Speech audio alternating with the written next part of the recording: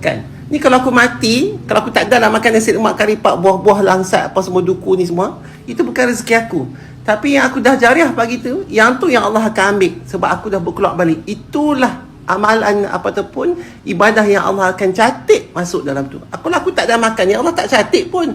Dia ni sekian-sekian hamba, si fulan tak ada makan, aku ambil nyawa dia. Tak apa, itu tak terkira pun. Tapi yang Allah kira, yang Allah benda yang aku berkeluar balik. Benda yang kita nak makan, kita ambil pada kurniaan Allah, itu lain cerita. Benda yang kita nak berkeluar, itu lain cerita pula. Sebab tu ni macam aku beli pokok 2 batang baru ni kan, yang harga sekian-sekian apa tahu puluh ribu ni. Yang ni tiap-tiap hari, setiap kali aku beli barang, aku kena habaq dekat pemegang-pemegang amanah wasiat aku. Tahu kan? Ni dah kita dah masuk pula bab apa tu, topik harta pusaka, faraid dan sebagainya. Pusaka macam aku ni, selagi kakak aku ada, abang aku ada, okey, aku ada waris sikit. Sebab aku ada anak-anak angkat, mereka bukan waris, mereka aku kena hibah. Jadi kalau aku mati last dan kakak-kakak abang aku mati dulu pada aku, mana kata aku memang tak ada waris. Dan harta benda aku yang ada semua ni, ke siapa yang nak pergi ni? Kalau aku tak sebut siap-siap dekat pemegang-pemegang amanah. Pemegang-pemegang amanah aku itulah Faizul, Amy, Ari. Sebab mereka yang tahu harta benda aku semua ni, company dan juga persendirian. Ni semua aku kena habaq. Besok ni kalau aku mati, pokok apa nama, zaitun ni aku wakafkan dekat rimba tarim. Hampa pilah tanam kat sana untuk manfaat mereka. Sekali handbag aku hampa jual lah, baju-baju yang mahal tu, jam tangan handbag hampa jual lah. Jual dapat duit, nilai apa semua, bawa masuk dalam yayasan untuk kegunaan. Macam tu. Duit-duit apa semua gini. Semua tu kita habaq siap-siap. Apa segala, kalau aku ada hutang, alhamdulillah tak ada hutang. Okey, apa kena buat gini. Besok ni hampa dah masuk sengap sejuk gedi dalam kubur. Yang depa yang di atas ni tak tahu ni siapa punya. Satgi kalau depa main ambil, depa makan harta haram. Depa main masuk, katalah ni, pokok ni Tok Li tak habaq pun, tapi aku dah niat dalam hati kata nak bagi dekat rimba tarim, wakaf. Okey, pasulah apa semua, apa pilah hias sana, wakaf, semua orang boleh pakai. Tak apalah, kalau aku tak habaq, mereka tak tahu kata niat aku. Satgi pakai Ari ambil seorang sepokok, Amy ambil seorang sepokok, buah di rumah mereka, dah benda tu jadi haram. Yang tu belum masuk lagi bab-bab wasiat pusaka harta faraid ni. Tu dia lah. Jadi tolonglah, sebizi-bizi hampa mana pun, tolonglah belajar ilmu, fiqh dan sebagainya. Set pun siap sebelum kita pejam mata. Tak boleh nak buat apa, lepas tu menyusahkan orang yang atas dunia ni. Menyusahkan tak apa, kita biar pula orang tu bergelumang dengan dosa.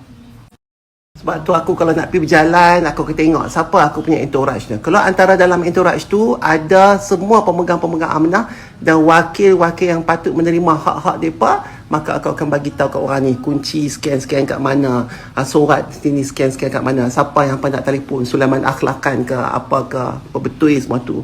Kalau kata segerup sekali Allah ambil nyawa orang yang tahu kan, lepas tu orang kata apa nama ni, tak selesai lah masalah wasiat apa semua faraid kan, harta pusaka kita, gerbuk-gerbak apa semua.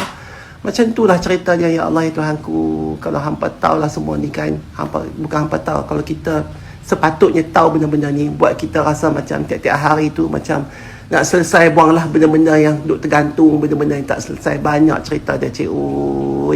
Macam aku tak menikah tak apa, kalau hampa dah menikah, masuk dengan ipar, 2 anak apa semua tu lagi berat. Jadi saranan aku, nasihat aku, sementara hampa hidup ni, buatlah benda yang ada membawa kebaikan kepada diri kita sendiri. Sebab besok tak ada siapa nak boleh tolong. Itu pun Allah sebut banyak kali dalam Quran. Tak ada siapa boleh tolong, sahabat ke, anak ke, mak ke, bini ke, apa ke, yang boleh tolong amalan kita. Jadi sebelum kita mati, cik, fikir abang siap-siap apa yang boleh tolong kita. Besok ni tak ada dah tali hayat. Okay. Yang boleh tolong kita adalah pelampung Allah. Pelampung Allah yang bertalikan kepada Allah sendiri. Dia selamatkan kita timbul, kita tak tenggelam, dan ada tali yang pegang. Dan siapa yang pegang tu? Allah yang pegang. Kalau setakat kita dapat pelampung yang tak ada tali, hanyutlah kita sampai ke mana-mana pun tak tahulah. Itu kita tak mau. Kita tak mau hanyut. Minta tolong dengan Allah. Bagi ilham supaya kita selesaikan urusan dunia ni sebelum kita tak selesai nanti di akhir. InsyaAllah. Aku ni bukannya pasal apa, pasal hari ni kan hari Jumaat kan, aku selalu takut bila hari Jumaat mainkan kuat-kuat aku habis umur. Jadi aku lepas lah hari ni kan. At least hari ni aku dah nyata sekian fakta mengenai agama, perintah Allah. Jadi lepas lah tanggungjawab aku ni. Itulah saja. Tu yang dia jadi cengih tu hari ni tu. Okey. Tak lalu dah nak makan nasi lemak angkat ripak tu. Nak kena makan di dalam lah pula sebab nak sambung sign check tu. Okay, bye. Allah, lupa nak sebut poin ni. Ayo.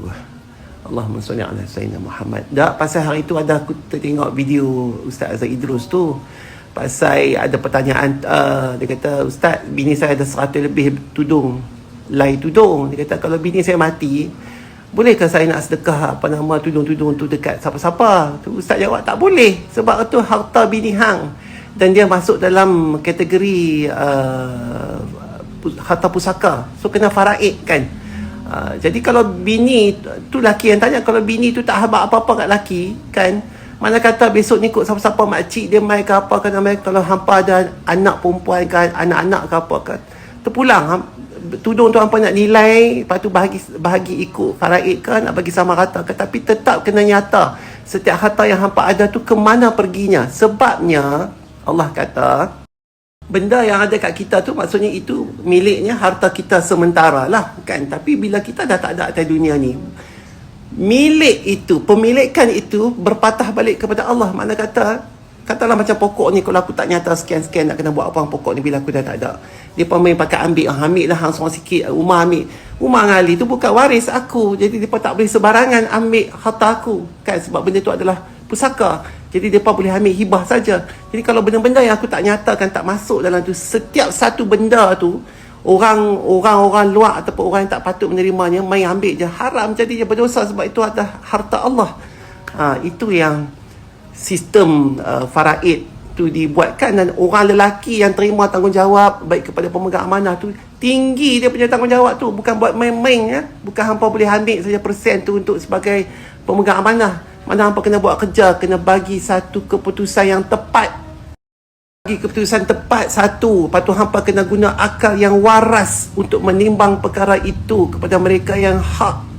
Yang tu semua ada bahagian-bahagian masing-masingnya. Tu dia cek, kalau kita nak duduk bersembang, yang hampa boleh kata Islam itu mudah tu,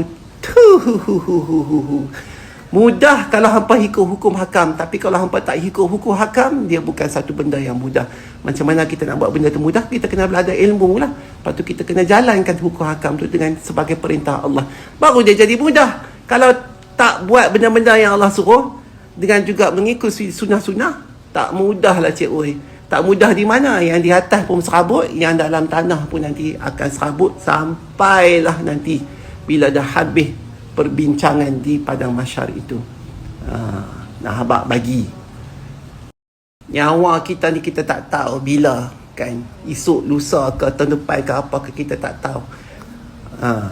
Kadang-kadang kita ni bercorak macam-macam. Hari ni Allah bagi rezeki, esok Allah cabut nyawa kita pun boleh. Kita pun tak ada nak abak kata rezeki kita dapat kat Allah tu siapa punya. Ada hampa tahu? Tak tahu. Yang kita kata seronok dah Allah bagi rezeki, tapi rezeki tu nak pergi ke mana lepas tu, ada kita rancang? Tidak. Jadi berbalik kepada jariah dan qadar. Kalau kita dah dapat rezeki, kita letak rezeki kita tu asing, kita perasing buka jariah, itu sudah tunjuk kepada kita satu perancangan kita kepada akhirat. At least ada jariah tu besok ni akan tampan segala kerosakan, kecetekan ilmu kita. Kalau kita tak sempat nak belajar atas dunia, kita dah ada satu tabung. Lepas tu akan namakan amanah saham akhirat. Minta-minta tabung itulah yang akan tolong kita besok ni di mahsyar.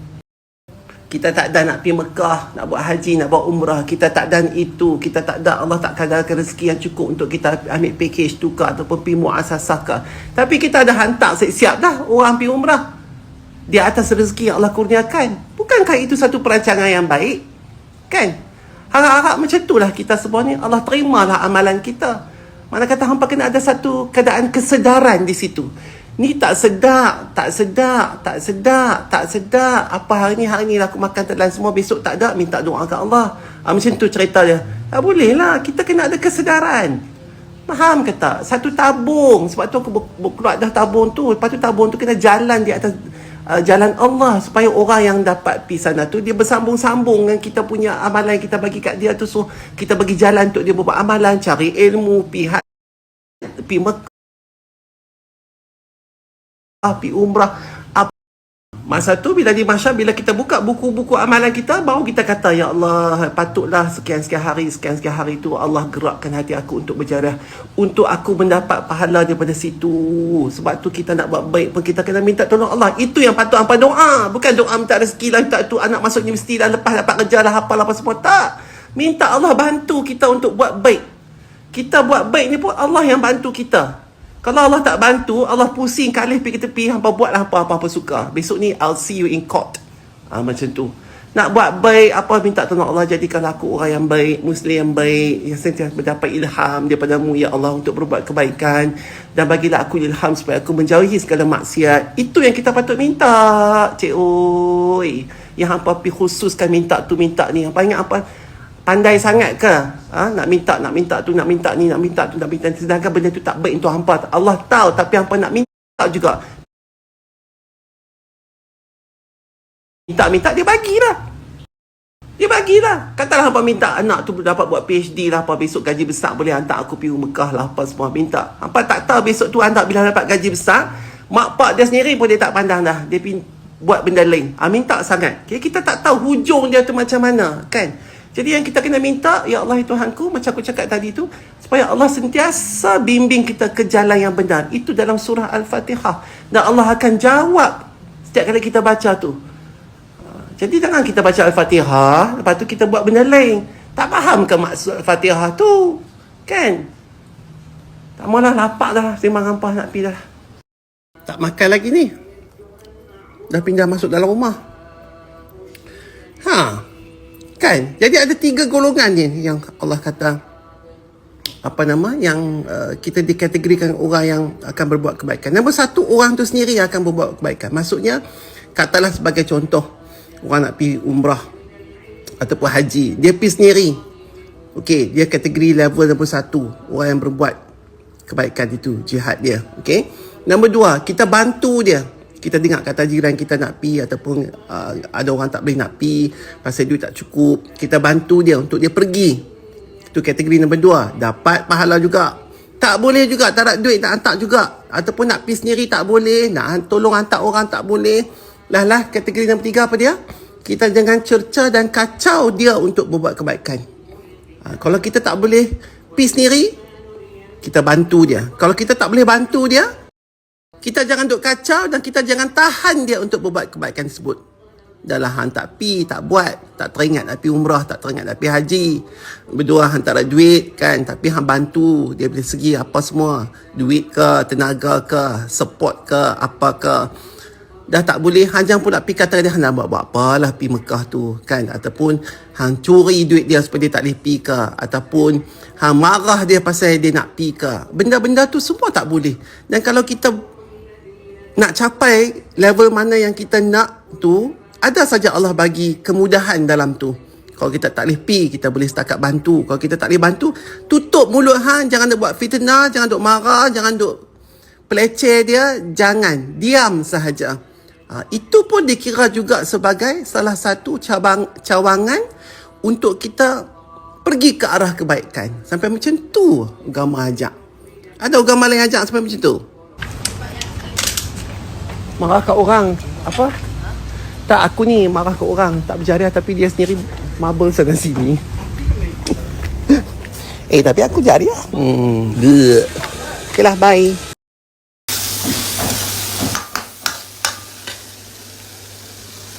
Bye-bye juga. Masak tu taklah pernah masak kan. Ini ada banyak petai ni. Sampai kelar tak habis-habis lagi.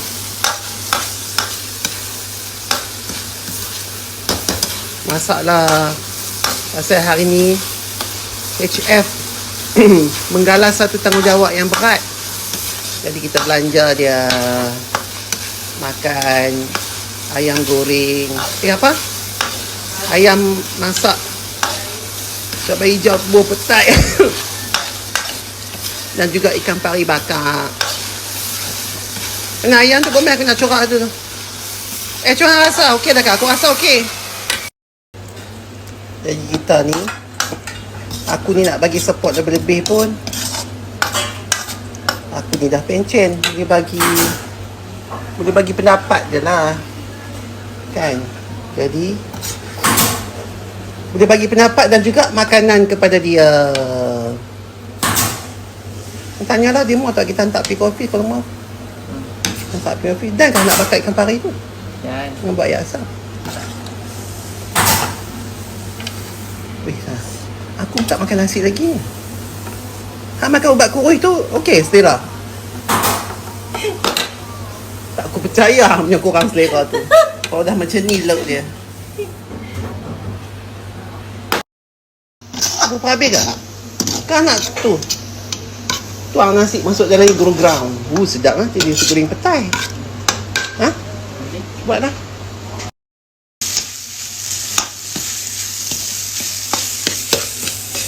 Ui.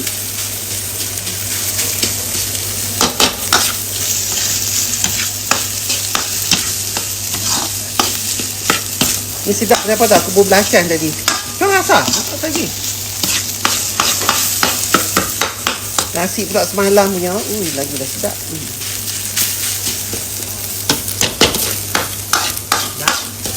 Okay.